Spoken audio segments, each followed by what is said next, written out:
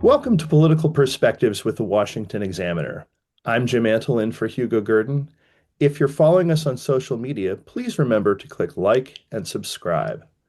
I'm joined today by the Washington Examiner's chief political correspondent, Byron York. Byron, there's big doings in Minnesota. Governor Tim Walz, who was just in the last election the nominee for vice president on the Democratic side, has gotten himself into a bit of a controversy with Somali taxpayer subsidized daycare. Walk us through a little bit about why that's really dominating the headlines right now. Well, this is something that's actually been going on for quite a while. We've known about it in the sense that local media has reported on it for several years. But there have been actual federal cases, prosecutions in which people have actually been convicted. And basically, what it is a number of state, private charity organizations in Minnesota that are funded with federal funds, either from Medicaid or from some other program, that are being run fraudulently. Let's say you open up a daycare center and you say you're caring for 50 children every single day, and you get a subsidy from the federal government for doing it, and you're not doing it at all. Right. Your daycare center is just an address. There are no children there. There's no daycare center there. Let's say you're a nutrition program, and you say you're feeding 50 children a day, and you're subsidized by the federal government, but you're not doing that. You're not feeding anybody. So Right. we have a lot of programs that are basically doing that, apparently. Um, and and we've had millions and perhaps billions with a B of federal dollars that have disappeared into this.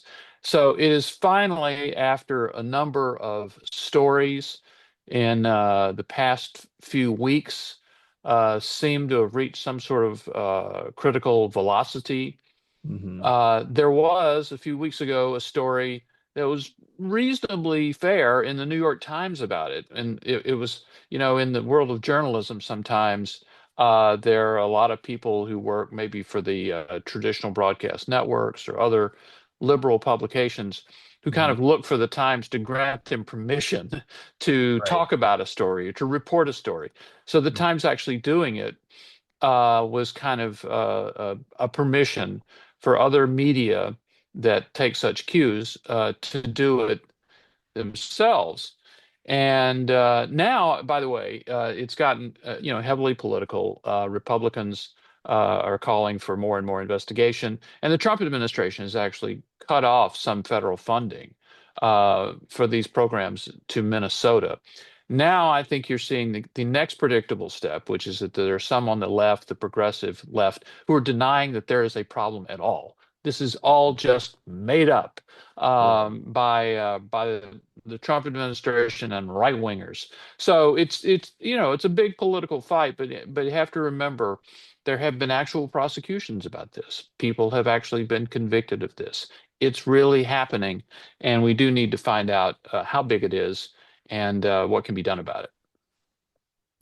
So probably the biggest story of 2026 is going to be the economy, and that's really something that's hanging over the midterm elections.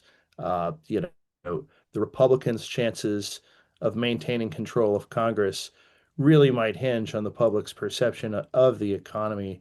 And President Trump, his second term is going to be judged very heavily based on how the economy performs, given that he was elected in large part in a protest over inflation. Excuse me. Talk us through a little bit about how really it is the economy stupid once again. Yeah, it is. I mean, obviously, a lot of people are very unhappy with the economy, and they're unhappy with the economy because prices for so many things, so many necessities, are so high. I should say they're less unhappy with the economy than they were a year ago or 2 years ago.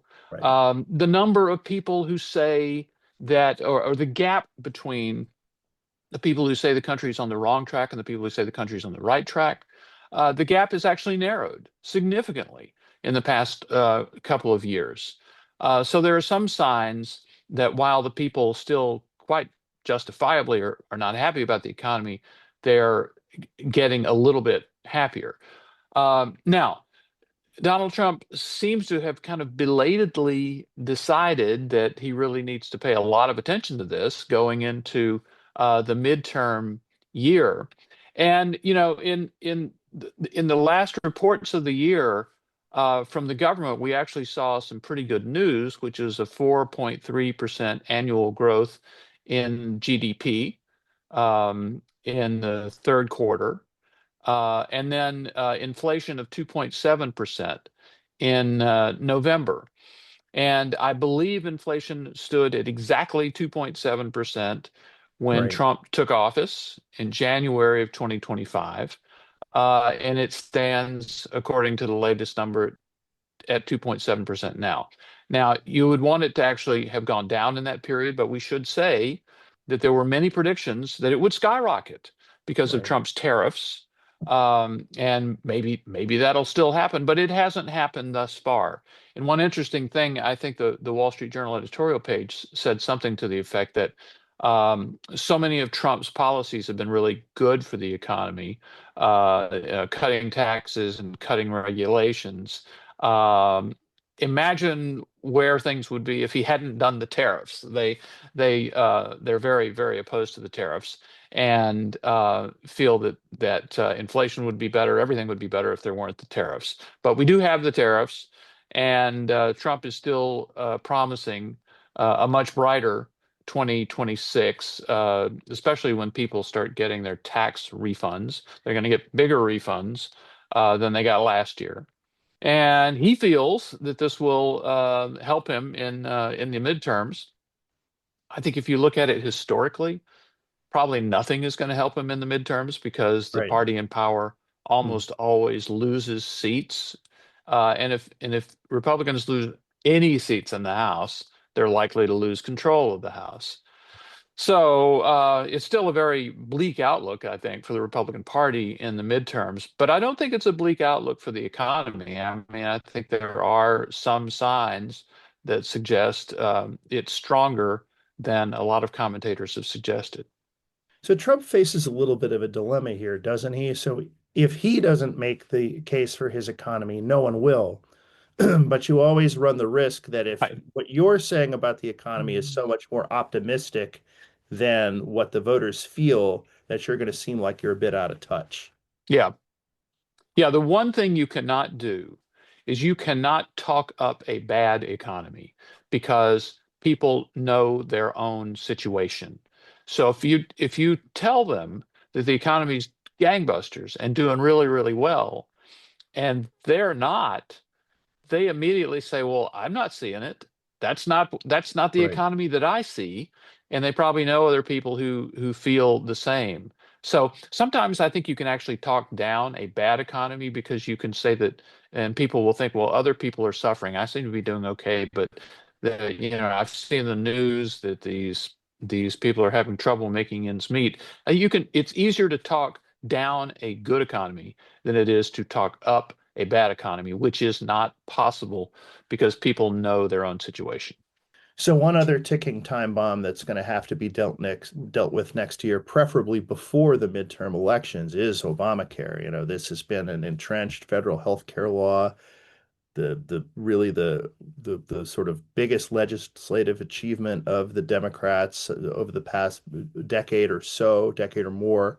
But even though the law is more popular now, there are a lot of technical problems with it, and some of them are going to need to be addressed before November. Well, so they're going to have to do something about Obamacare. There's just no doubt about it. Obviously, the Democrats shut down the government for a long time in an effort to force higher additional subsidies for Obamacare. And I think what we saw in this fight is that Obamacare is failing and something needs to be done about it very soon. To cite another piece, actually, in the Wall Street Journal editorial page, a couple of academics had done a study of this, and I'm just going to read a little bit. Mhm. Using health insurers' mandatory filings, our study shows that the Obamacare individual market has become a money pit for taxpayers. In 2024, taxpayers paid nearly 80% of the premiums for subsidized plans, compared with only 30% in 2014.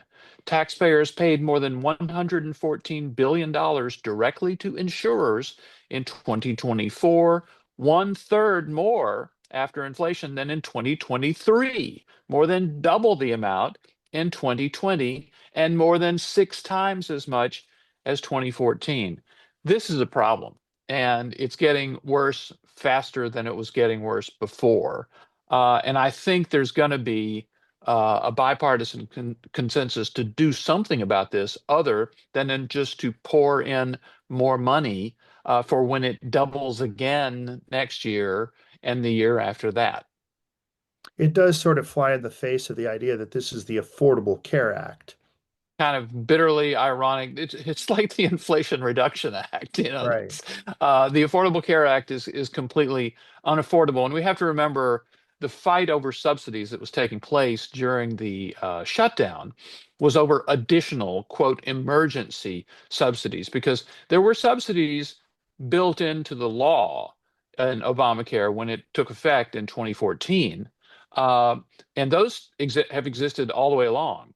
It's just that in 2021, I guess, or 2022, 2021, Congress voted additional subsidies, which they then renewed again for, I think, 3 years in 2022. And they're now actually expiring. We are speaking on December 31st. They're expiring this very day. Right. And so you're going to have a ton of stories about people whose subsidies, whose premiums have gone way up. They've doubled or tripled. Or they've become completely unaffordable. And the idea is going to be, gosh, we should be subsidizing people more. But clearly the system has really gone off the rails.